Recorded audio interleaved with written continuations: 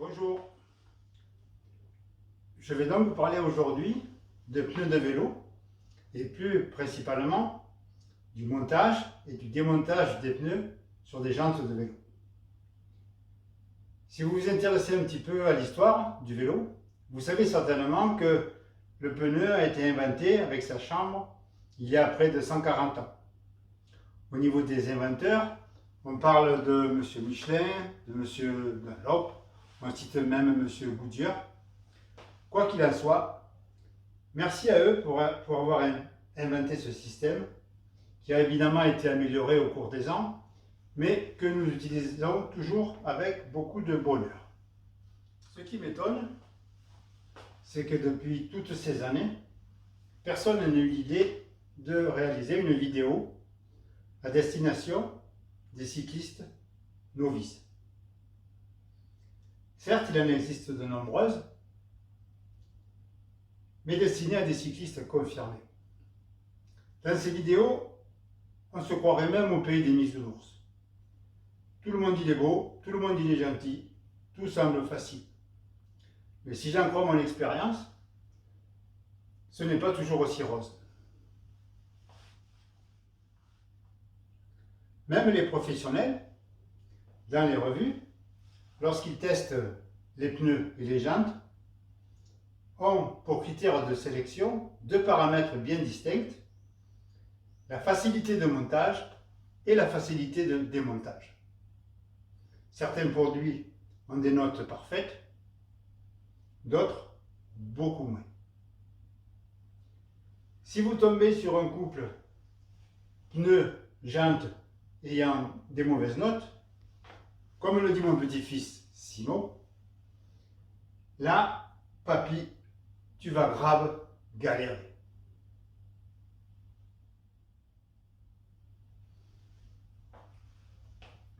Je vais donc essayer de relever le défi, de vous montrer évidemment comment faire, mais surtout, je vais insister sur le pourquoi procéder ainsi. Vous connaissez certainement le proverbe, ce qui se conçoit bien s'énonce aisément. Par contre, ça c'est plutôt pour moi, le narrateur. Pour vous, ce serait plutôt ce qui se conçoit bien se mémorise facilement. Par contre, la vidéo risque d'être relativement longue, certainement plus d'1 heure. En comparaison des autres vidéos qui durent moins de 5 minutes, vous voyez la différence. Mais je pense que le jeu en vaut la chandelle. Je me répéterai très souvent, ce sera ma façon à moi de savoir que vous retiendrez bien la leçon. Exercez-vous le plus souvent possible. Plus vous vous exercerez, plus la manipulation sera simple. Je suis persuadé que, au bord de la route, les prétendus rois et reines du montage de pneus ne vous regarderont plus avec le même œil et que, dans les situations délicates, c'est vous qui les conseillerez. Voilà. Je vous souhaite une bonne vidéo et surtout bon courage. Avant de démarrer la vidéo proprement dite, je vais vous présenter le sommaire afin que vous puissiez savoir si les différents éléments traités peuvent vous intéresser. Donc avant de remonter un pneu, il faut généralement démonter l'ancien. Donc le premier paragraphe sera consacré au démontage du pneu avec quelques conseils complémentaires si vous démontez le pneu suite à une crevaison. Ensuite viendra le moment de remonter le pneu. Ici aussi, quelques conseils vous permettront d'y arriver avec comme devise de ne jamais utiliser de remonte-pneu. Quelques conseils encore si tout ne se passe pas comme prévu. Ainsi, vous pourrez arriver à vos fins sans vous prendre trop la tête. Je parlerai aussi des pneus tubeless qui demandent certaines précautions au moment du gonflage. Avant de passer aux choses sérieuses, je vais vous parler un petit peu de matériel. Avant de partir pour une belle balade, il est préférable de prévoir un petit matériel de réparation au cas où une crevaison surviendrait. Donc, première des choses, déjà, s'assurer que l'on a la possibilité de démonter ses roues. L'idéal est, comme toujours, est de s'exercer avant de partir. Certains vélos modernes, d'ailleurs, demandent des clés spéciales. Donc, vérifiez que vous avez la possibilité de démonter vos roues. Une fois la roue démontée, il faudra démonter le pneu. Donc, des démonte-pneus sont évidemment indispensables. Dans certaines vidéos dont je parlais tout à l'heure, on voit des personnes démonter les pneus sans démonte-pneus. Je crois rêver. Ensuite, vous avez donc accès à votre chambre à air. Bien sûr, il vous faudra une chambre à air de rechange. À moins que vous ayez un petit nécessaire de réparation et que vous répariez sur la route votre chambre à air crevée. Mais ça, ce n'est pas recommandé. À propos des chambres à air, donc, vous savez qu'il existe différents types de jantes actuellement. Vous avez des jantes à profil bas et également des jantes à profil haut. Donc ces jantes-là, évidemment, demandent des longueurs de valves différentes. Et dans le commerce, vous trouvez des chambres à air avec des valves longues, on pourrait même dire très longues, et des chambres à air avec des valves classiques. Donc le jour où vous achetez votre chambre à air de rechange, faites attention à ce paramètre. Une fois votre chambre à air installée et votre pneu remonté, il vous faudra regonfler tout ça. Donc, ne pas oublier une petite pompe qui vous permettra de retrouver le plein emploi de votre roue. Je vous montre ici une pompe de maison, on dirait. Cette pompe-là, évidemment, est bien efficace. Par contre, c'est très long. Lorsque vous vous entraînerez à monter vos pneus, il est évident qu'une pompe telle que celle-ci vous fera gagner beaucoup de temps. Passons à la première étape, donc, le démontage du pneu. Donc, vous avez démonté votre roue. Première des choses à faire, dégonfler le pneu. Si vous démontez le pneu pour changer le pneu, évidemment, il faut le dégonfler.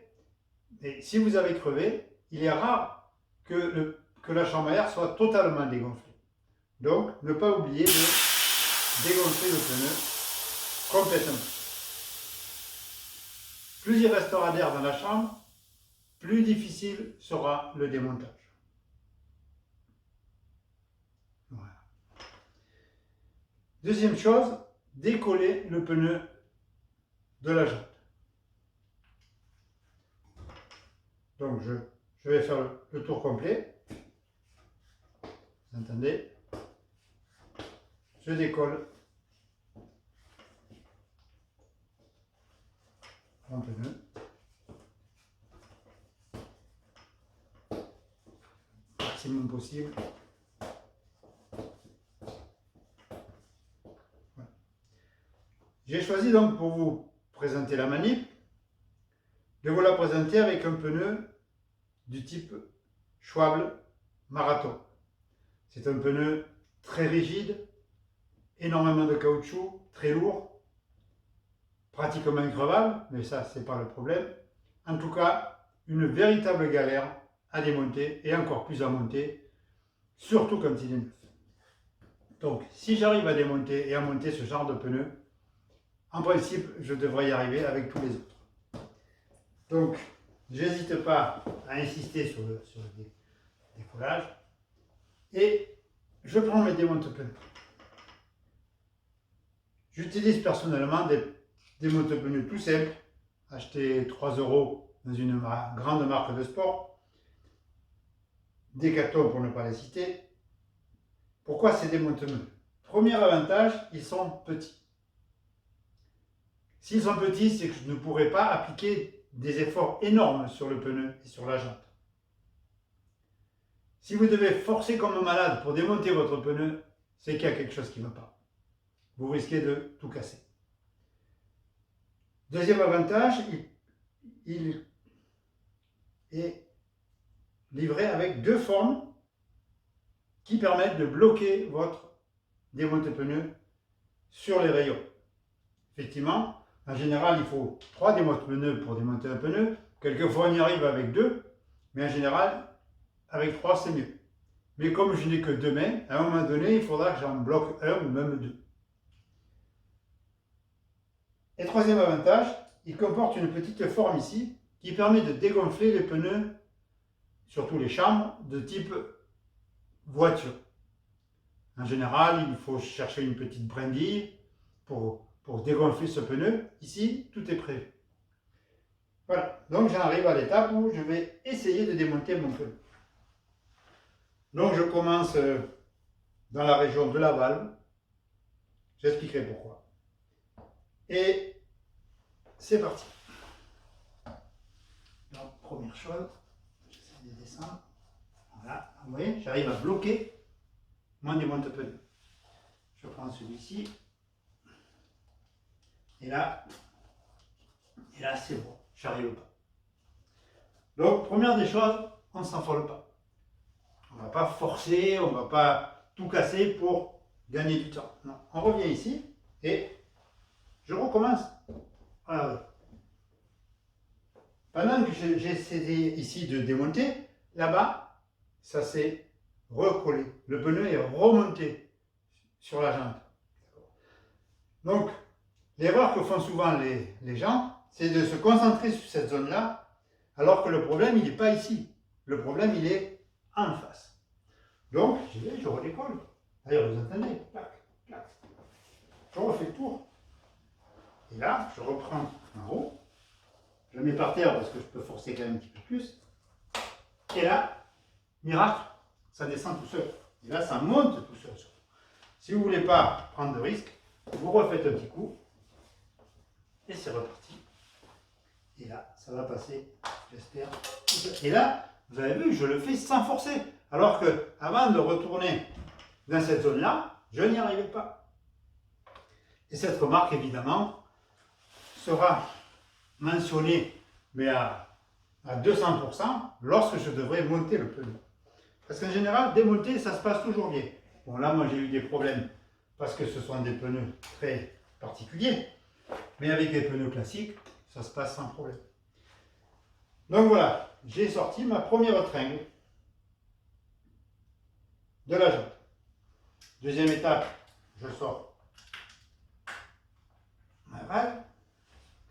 Là aussi, la raideur du pneu ne facilitait pas les choses, mais je vais y arriver. Voilà. Je sors ma valve, je sors ma chambre. Alors ici, deux possibilités. Soit vous démontez le pneu pour changer le pneu. Alors là, il n'y a pas de problème. Vous sortez votre chambre, vous sortez votre pneu et vous monterez le nouveau. Si vous démontez parce que vous avez crevé, alors là, précaution. Il n'est pas question de remonter une chambre à air dans un pneu après crevaison sans vérification. Donc moi je vous conseille, vous avez vu, j'ai laissé ma roue à plat, j'ai repositionné ma chambre à air sur ma roue, j'ai positionné ma valve en face du trou de valve et je vais gonfler ma chambre à air.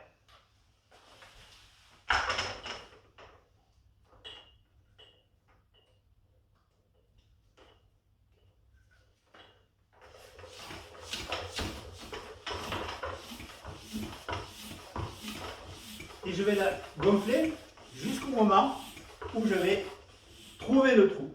Donc je passe ma main autour. Bon, je sens rien, mais je continue. Prenez la chambre, elle risque rien, vous pouvez y aller. Et à un moment donné, ah tiens, le trou est ici. Donc, je vais sortir ma pompe. Effectivement, le trou était ici, donc je le repère. Je dégonfle ma chambre.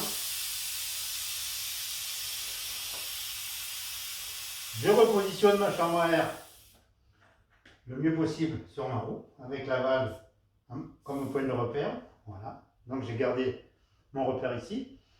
Et il n'y a pas de problème, le trou, il s'est produit ici. À vous maintenant de retrouver la cause de la crevaison. Ça peut être une épine, ça peut être un petit caillou qui est passé à travers. Peut-être que le petit caillou est déjà parti.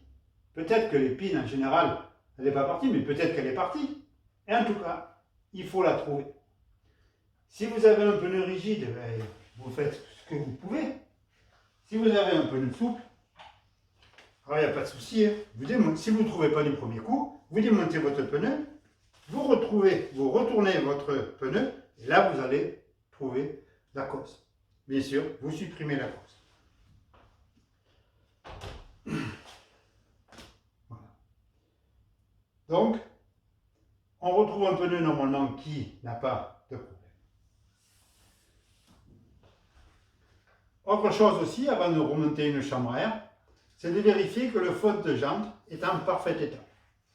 Le fond de jante, c'est une petite bande en plastique rigide qui évite à la chambre à air de venir s'abîmer sur la tête des rayons. Si ce fond de jante est abîmé, évidemment, il faut le changer. Si vous êtes sur la route, et bien là vous faites pour le mieux. Vous pouvez mettre un petit bout de chiffon en fond de jante, ou si par bonheur vous avez du scotch, vous mettez du scotch. Mais en tout cas, il faudra le changer. C'est une pièce très importante. N'oubliez pas que dans un pneu, vous avez des pressions énormes.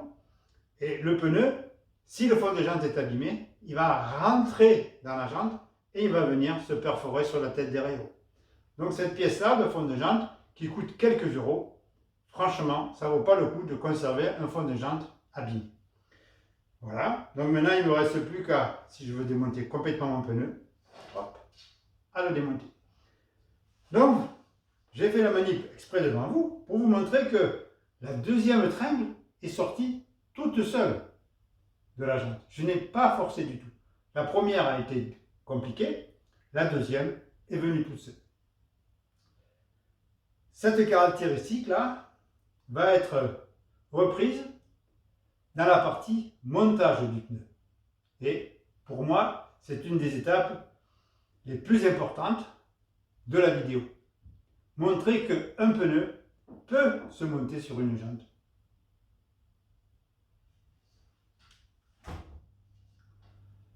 Passons maintenant à l'étape du remontage du pneu.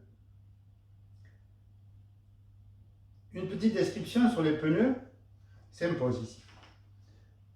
Un pneu est constitué d'une bande de roulement, évidemment, et surtout, pour ce qui nous intéresse aujourd'hui, deux tringles qui permettent au pneu de ne pas exploser lorsqu'on le gonfle. Le caoutchouc étant élastique, s'il n'y avait pas de tringle, le pneu gonflerait, un petit peu comme une chambre à air. Donc tous les pneus sont équipés de tringles. On trouve aujourd'hui deux types de tringles, des tringles métalliques,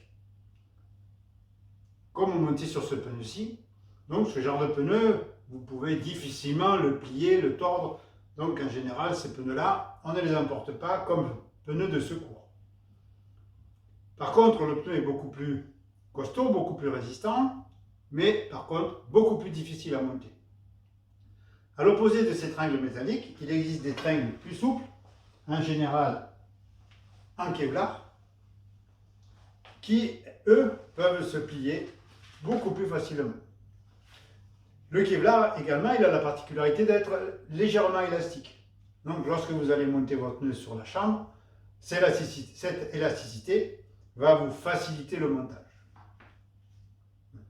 Donc, si vraiment vous avez des problèmes pour monter vos pneus, il est conseillé de prendre des pneus à tringles souples.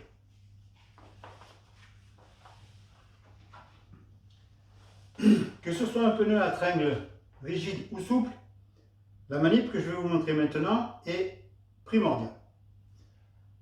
Premier travail, déjà, regardez sur le flanc du pneu la rotation, le sens de rotation préconisé par le constructeur. Ce n'est pas toujours facile à trouver. Je ne comprends pas d'ailleurs pourquoi les constructeurs ne mettent pas plus en valeur ce paramètre. Mais bon, on cherche, en général, on le trouve. Et je présente donc, je vais d'ailleurs le chercher, voilà, en plus je la change, je tombe pile dessus, rotation comme ceci. Donc mon pneu va rouler comme ceci. Je prends ma jante, là c'est facile puisque j'ai un disque, donc je sais exactement dans quelle position sera ma roue après montage. Et je place la tringle sur ma jante. Je présente la tringle, tac tac, et voilà. Vous avez vu que sans forcer, la tringle est montée. Si je faisais la manip de l'autre côté, avec l'autre tringle, évidemment, je vais avoir la même conclusion. Sans forcer, clac, elle est montée. Sur les pneus souples, d'ailleurs, cette facilité est un inconvénient, puisque lorsque vous montez votre première tringle sur la jante, le temps de chercher sa chambre à air, de mettre la chambre à air, souvent le pneu il est sorti. Donc, en conclusion, si vous arrivez à monter la première tringle sans difficulté, je ne vais pas dire que vous allez monter la deuxième sans difficulté. Par contre, vous pourrez le monter. J'ai vu des gens revendre des pneus neufs sous prétexte que ces pneus n'étaient pas adaptés à leur jante. S'ils avaient fait cette manip avant, peut-être qu'ils ne les auraient pas vendus. Voilà, donc j'ai positionné ma première tringle. Ensuite, deuxième étape, je monte ma chambre à air. Là, la chambre à air est totalement dégonflée, donc il n'est peut-être pas conseillé de la mettre comme ça. Je vais la gonfler, mais très légèrement.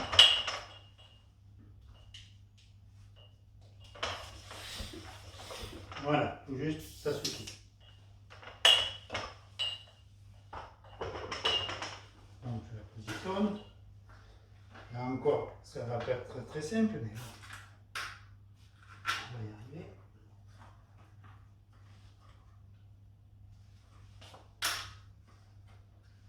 Voilà.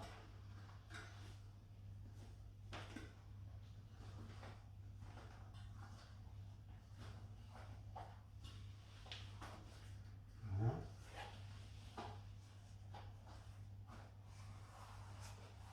Et voilà.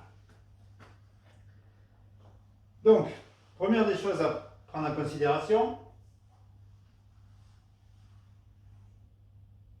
on commence par passer la tringle par-dessus la jante à l'opposé de l'avant.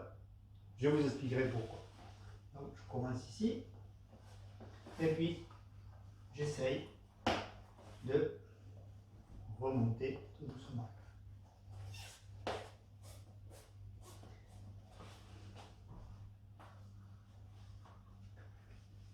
Je devais vous dire que je ne suis pas très doué, mais franchement, ces pneus, c'est une horreur. Voilà. Et j'arrive ici. Et voilà. Et là, je suis bloqué, ça ne marche pas. J'ai beau relativement forcer. Voilà. Donc, je suis bloqué. Deux petites remarques. Déjà, ce pneu a déjà été monté, il a déjà été gonflé. Du coup, il s'est déjà un peu détendu. Si c'était un pneu neuf, je me serais arrêté ici. Donc encore beaucoup plus difficile. Donc pour les pneus neufs, moi je vous conseille de prendre des gants de travail. Ça vous facilitera le travail, ça vous évitera de vous arracher la peau, ça résoudra beaucoup de problèmes. Là, normalement, je devrais y arriver. Sans gants.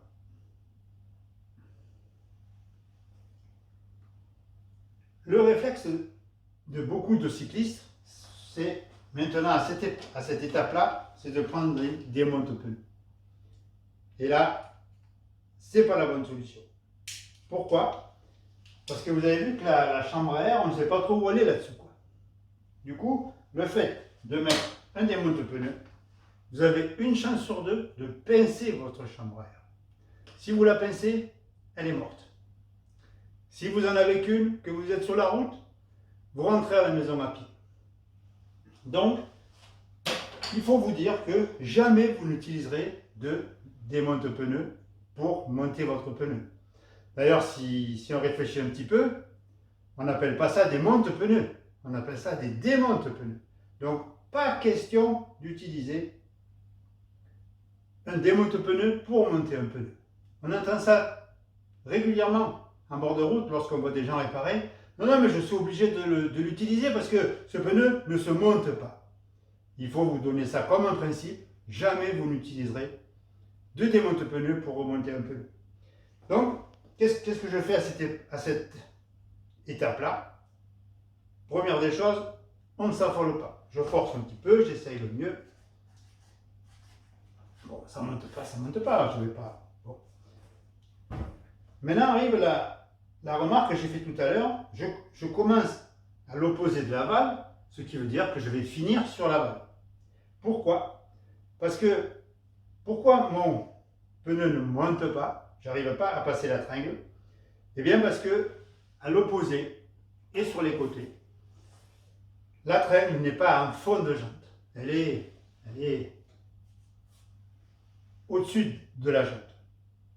Donc ici, je ne peux pas monter.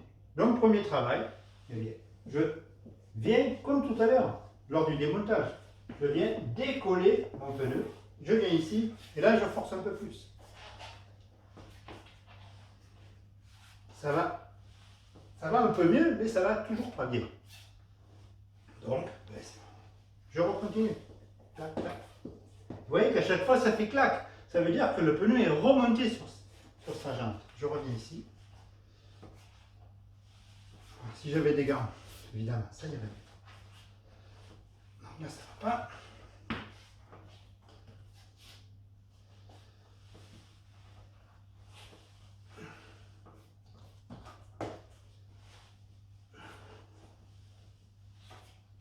Vous voyez?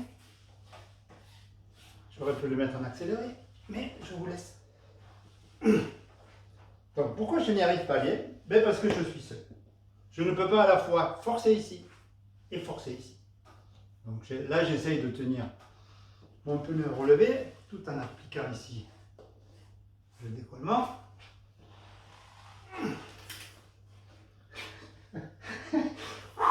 Voilà. Mais ça vous fait peut-être marrer. Oh, ça y est, il est monté. Donc vous avez compris que comme je ne peux pas à la fois forcer ici et là, si vous avez la chance d'être plusieurs, profitez-en. Si vous êtes 2, ce sera 4 fois plus facile. Si vous êtes 3, ce sera 8 fois plus facile. Pourquoi 4? Pourquoi pas 8? Parce que 4, 2 au carré, 8, 3 au carré. Je me trompe. 8, 2 au cube. Et sans ça, vous aurez peut-être du mal à monter votre pneu. Mais à plusieurs, en général, on y arrive vraiment sans se fatiguer. Voilà. Donc à partir de là, je vérifie que tout se passe bien. Je redécolle. Je vérifie que mon pneu est à peu près centré. Voilà. Et arrive le moment du gonflage. On voit souvent les gens, d'ailleurs, quand ils montent leur pneu, une fois qu'ils sont à cette étape-là, ils montent leur pneu sur leur vélo, ils retournent le vélo et ils gonflent. C'est-à-dire qu'ils vont avoir leur roue comme ceci. Là, je vous l'ai dit, ce pneu est d'une raideur incroyable. Donc, je pourrais à la limite le gonfler comme ça. Mais si vous avez un pneu souple, si vous mettez votre roue comme ceci, lorsqu'elle est dégonflée, le pneu va être complètement écrasé. Si vous le gonflez dans cette position-là, il y a de fortes chances que le pneu ne soit pas centré sur votre jante et que vous ne puissiez pas rouler. Donc, première recommandation au niveau du gonflage, pour le gonflage, c'est de commencer le gonflage avec votre roue à plat. Vous regardez votre pneu, vous regardez qu'il soit le plus centré possible et vous commencez le gonflage.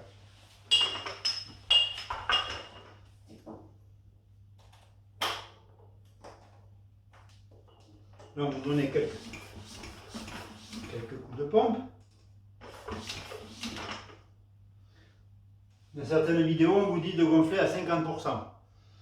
Si je prends 50% de 8 bars, ça fait 4 bars. Bon, que vous gonfliez à 4 bars ou à 8 bars, le résultat sera le même. Aucun intérêt. Moi, je vous dis tout simplement, gonflez très peu. Il faut que votre pneu puisse être déplacé à la main. Vous vérifiez que tout ça, ça tourne rond, que rien ne vous choque, c'est bon. À partir de là, maintenant, vous pouvez monter votre pneu sur le vélo. Donc, le pneu a été monté, il a été gonflé très légèrement et, comme je l'ai dit tout à l'heure, on va pouvoir monter notre roue sur le vélo. Un autre avantage d'ailleurs de gonfler très légèrement son pneu à cette étape-là, si vous avez un vélo avec des freins à patins, il arrive quelquefois que si vous gonflez complètement votre pneu, il ne passera pas au niveau des patins. Donc comme là je l'ai gonflé très peu, je le présente au niveau de mes patins et en écrasant un petit peu votre pneu, vous arriverez sans doute à le passer. Moi ici j'ai des freins à disque, donc de ce côté-là, pas de problème. Donc je monte ma roue sur mon vélo, je monte l'axe, je serre légèrement et je fais tourner. Et là je vérifie que tout va bien. Au niveau, je prends un point de repère par exemple sur les cadres, je regarde, le pneu n'a pas tendance à sauter. Je prends encore un point de repère sur le cadre, le pneu n'a pas tendance à battre latéralement. Le pneu est correct. Donc là, je peux maintenant terminer le gonflage de mon pneu. Et la manip est terminée.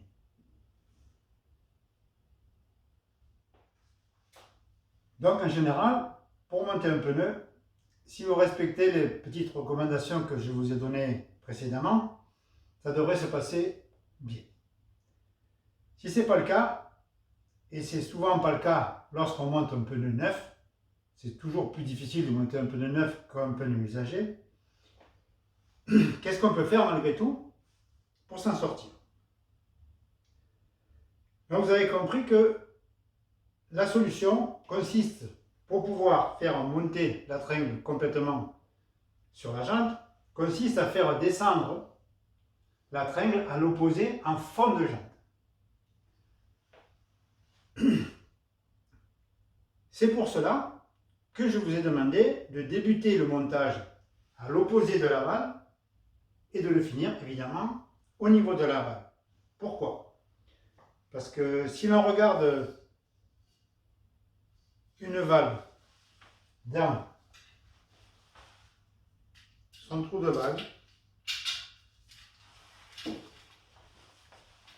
vous allez avoir une surépaisseur ici qui va empêcher la tringle de descendre en fond de jante.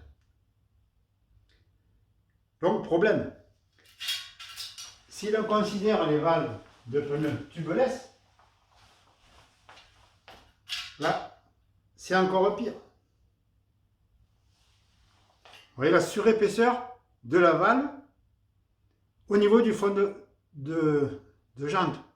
Donc votre pneu, en tout cas votre tringle de pneu, ne descendra jamais en fond de jante. Donc en face, vous n'arriverez jamais à monter votre pneu. Donc ce qu'il faut faire, c'est finir par ici pour qu'en face, la tringle puisse descendre au fond de la jante. Sur certaines jantes, d'ailleurs, les constructeurs ont prévu une rainure en fond de jante pour faire descendre cette tringle à l'intérieur. Donc là, ce n'est pas le cas, mais on trouve des jantes telles que celle-là. Donc si vous n'y êtes pas arrivé, c'est peut-être parce que, et c'est même d'ailleurs sûr, votre tringle n'est pas descendu en fond de jante. Donc, je vais faire la manip sans chambre, c'est pas la peine. Supposons que nous sommes en pneu tubeless. D'ailleurs, à ce propos, les pneus tubeless, souvent, il arrive de crever malgré tout avec des pneus tubeless. Avec le liquide anti-crevaison et tout, ça arrive très rarement, mais ça arrive. Donc, les constructeurs vous disent, eh bien, si vous crevez, vous mettrez une chambre à air. Bien sûr. Le problème, c'est que lorsque les fabricants de vélos montent leur valve prévue donc pour les pneus tubeless, ces valves sont fixées à l'aide d'un écrou. Le problème, c'est que les constructeurs serrent énormément cet écrou. Qu'est-ce qui va se passer sur la route? Eh bien vous, lorsque vous allez démonter votre pneu, vous allez voir votre valve. Ah oui, donc pour mettre ma chambre à air, je vais devoir démonter cette valve. Mais cet écrou, s'il est bloqué, ben vous ne le débloquerez jamais. En général, sur votre vélo, vous n'avez pas une pince qui vous permettra de démonter cet écrou. Donc, vous serez vraiment dans la panade. Donc, ce que je vous conseille, lorsque vous recevez un vélo neuf, les pneus sont gonflés, évidemment, je vous conseille de débloquer là l'écrou. Donc, bien sûr, vous le serrez modérément, mais vous vérifiez que vous pouvez le dévisser à la main. Comme ça, sur la route, ben vous pourrez toujours démonter votre valve et monter la chambre à air et rentrer à la maison avec votre vélo. Donc, je fais la manip, j'ai vérifié le sens de rotation, je positionne ma roue par rapport au pneu, la première tringle se monte sans problème. D'ailleurs, vous voyez, je vous l'ai dit tout à l'heure, même celui-là, il se monte trop facilement, puisqu'il est passé de l'autre côté. Donc, je le remets à l'intérieur. Ça prouve que... Bon, je recommence tout.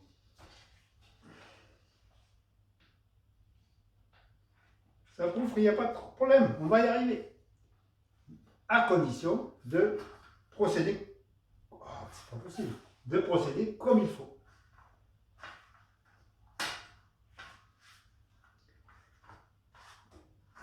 Quand ça ne va pas bien se passer, eh bien, ça se passe pas bien. C'est pas possible. Voilà. Donc je positionne ma roue. Je sais que je vais démarrer le montage à l'opposé de la valve. Je démarre.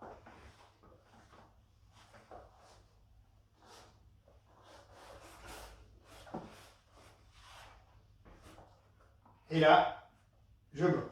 J'ai beau forcer, je bloque. Donc, première idée pour s'en sortir, si vous êtes plusieurs, je l'ai dit tout à l'heure, si vous êtes à deux, eh bien vous vous occupez de monter le pneu sur la jante et la deuxième personne en face va essayer de positionner. De positionner quoi? La tringle en fond de jante.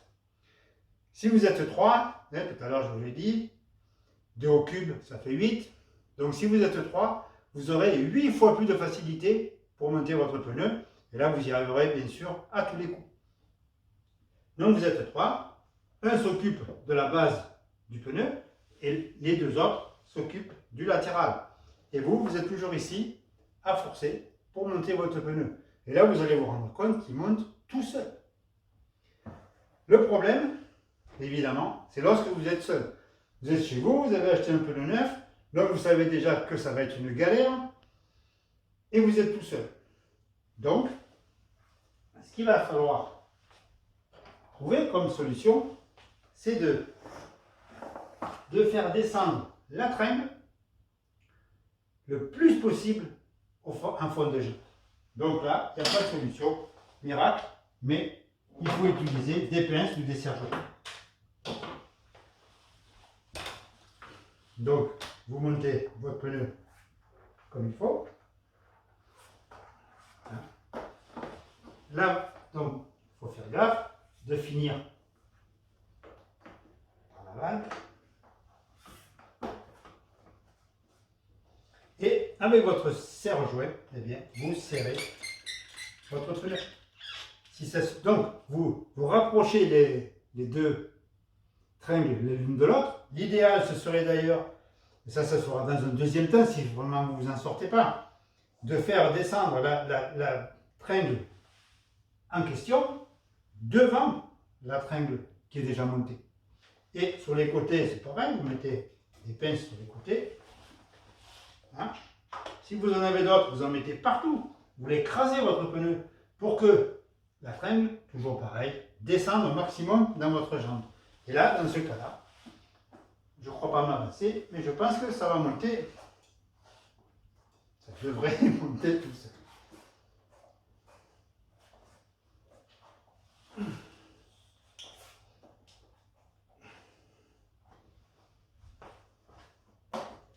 Et voilà, il est monté.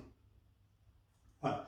Donc, bien sûr, cette manip-là, vous ne ferez pas ça en bord de route puisque vous n'avez pas de matériel en général, mais à la maison, pensez-y, c'est la solution de secours pour malgré tout monter votre pneu.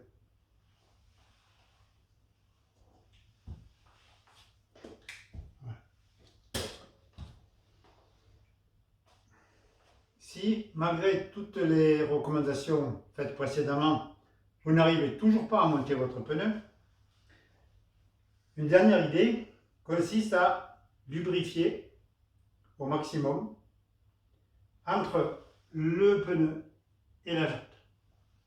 Lubrifier avec quoi? Si vous êtes à la maison, l'idéal c'est du liquide vaisselle. De l'eau, du liquide vaisselle et pas au niveau de la valve, mais en face évidemment et sur les côtés, vous pouvez badigeonner, bien mouiller, etc. Si vous êtes sur la route, on aura rarement du liquide vaisselle sur la route. Par contre, vous avez de l'eau. Vous avez tous une gourde, donc vous mettez de l'eau.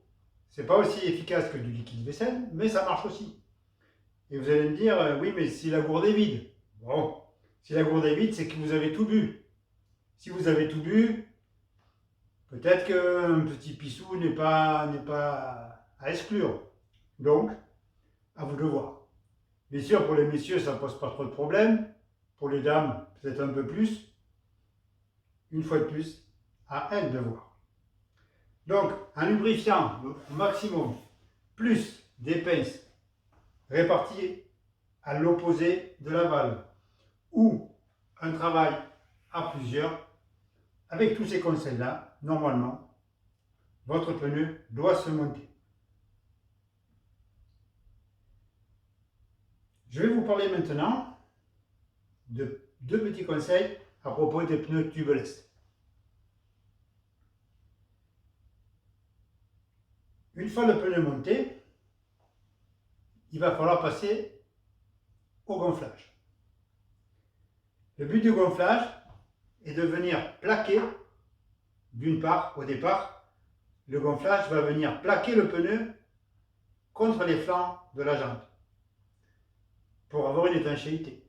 Sinon, l'air va s'échapper. Certains y arrivent avec des pompes de ce style-là, des pompes que l'on a généralement sur les vélos. Si le pneu est un peu raide, si le pneu est neuf, etc., moi j'ai un doute. L'idéal donc, surtout quand on est à la maison, parce que sur la route, je ne pense pas qu'on ait emporté sa grosse pompe avec soi. L'idéal à la maison, en tout cas, c'est d'avoir une pompe telle que celle-là. Et celle-ci possède un réservoir que l'on gonfle précédemment. D'ailleurs, le constructeur propose de monter le réservoir à 11 bars. On démonte l'obus de valve, histoire que l'air puisse rentrer dans le pneu sans difficulté. On branche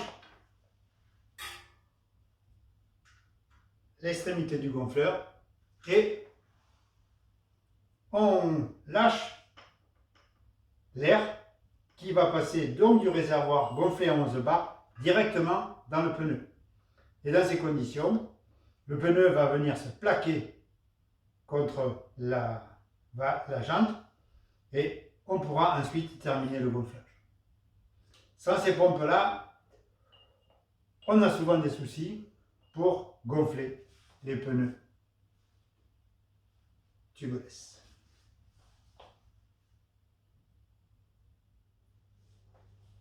À propos des pneus tubeless, je me suis rendu compte que je suis allé un peu vite en besogne.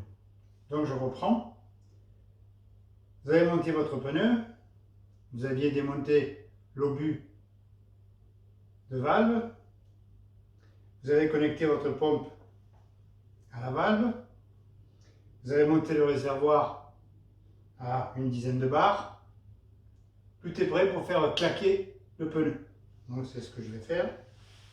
Donc j'ouvre le réservoir et tout l'air va partir dans le pneu.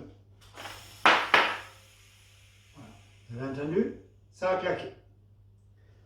Donc effectivement maintenant, si je débranche ma pompe, le pneu évidemment se dégonfle puisqu'il n'y a pas d'obus. Mais tout cela fait partie de la procédure. Pourquoi? Parce que un pneu tubeless, pour remplir parfaitement sa fonction, doit être rempli avec du liquide anti-crevaison. Donc, votre pneu a claqué, bien qu'il se soit dégonflé, si je ne le décolle pas, il restera en position.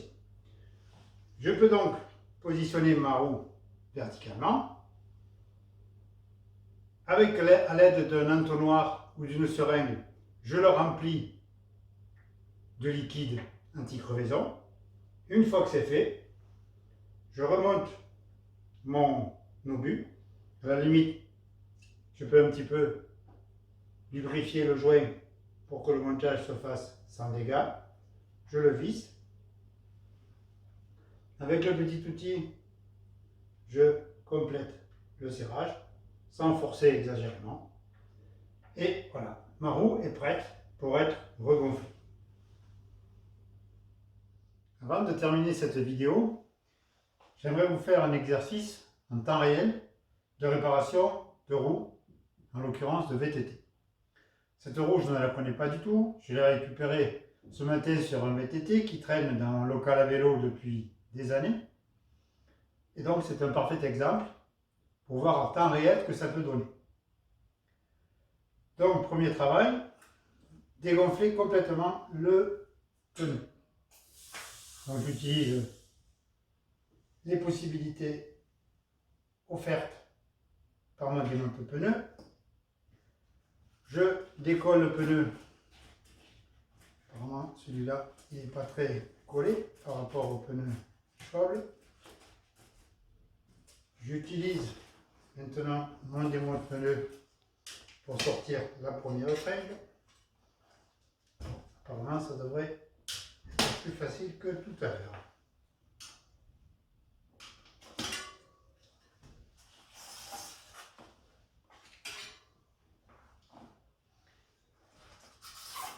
Voilà. Je sors ma chambre à air, je la positionne sur ma roue, je prends ma pompe,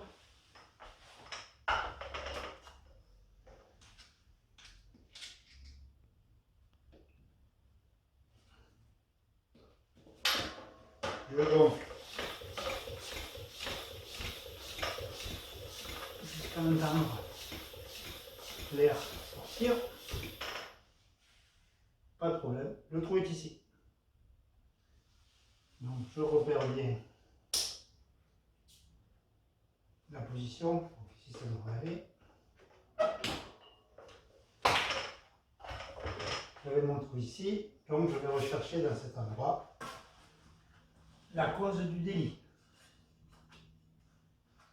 Apparemment, il n'y a rien, pas de clou, pas d'épine, pas de problème. Je monte ma nouvelle chambre à air. J'avais pris soin de la pré-gonfler un petit peu. Je monte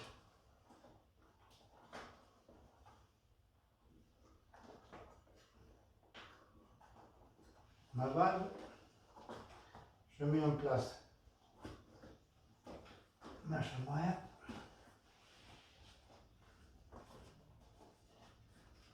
Voilà.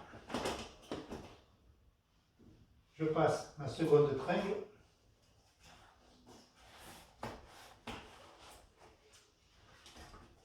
Je termine dans la zone de la valve.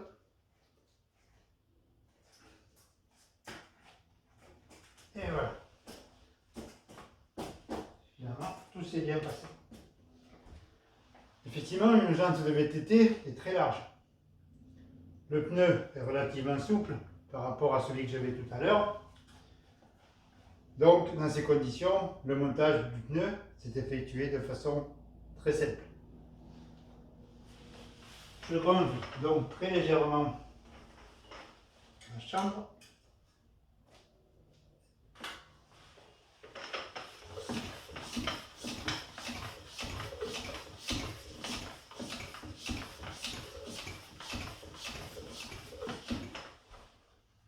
Un petit peu trop, mais bon.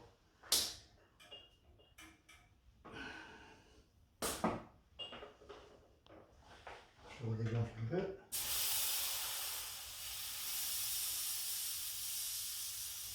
Voilà. Je regarde que tout est bien. Tout a l'air correct. Je vais malgré tout la faire tourner.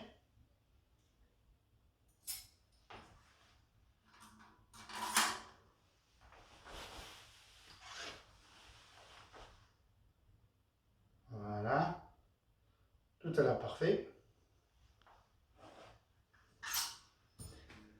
Eh bien, il ne reste plus qu'à repérer maintenant sur le pneu la pression maximale autorisée par le constructeur, 4,5 bars. Je vais donc gonfler à cette pression. Si le pneu n'était pas parfaitement positionné, peut-être qu'il le fera.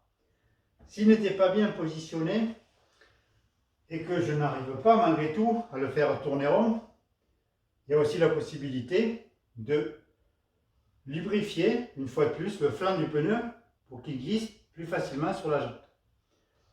Bien sûr, si vous êtes au bord de la route, s'il pleut, s'il fait froid, s'il y a du vent, si on vous attend à la maison pour l'apéro, si le pneu n'est pas parfaitement centré, ce n'est pas un problème.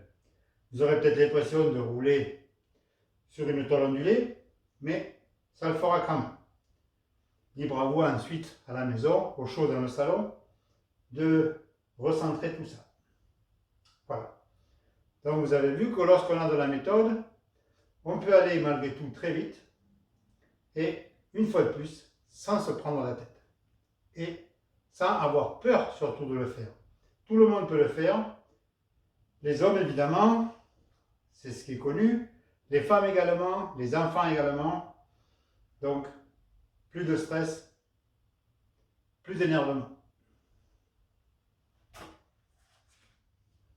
Voilà, cette vidéo est maintenant terminée. J'espère qu'elle vous aura apporté tous les éléments qui vous permettront de monter vos pneus sans stress, sans énervement. Il ne me reste plus qu'à implorer le bon Dieu des cyclistes. Vous savez qu'il en existe plusieurs, des bons dieux, pour qu'ils vous garantissent de belles sorties et surtout sans crevaison. Soyez prudents sur la route. Arrivez vite à la maison, c'est bien. Arrivez entier, c'est mieux. Bonne balade.